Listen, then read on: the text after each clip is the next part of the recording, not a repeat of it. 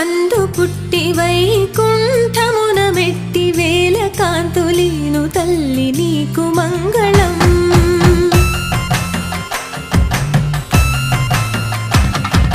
పద్మపీఠమందు నిలిచి భక్త కోటికి అభయమిచ్చి భాగ్యమెంతో కూర్చు తల్లి నీకు మంగళం.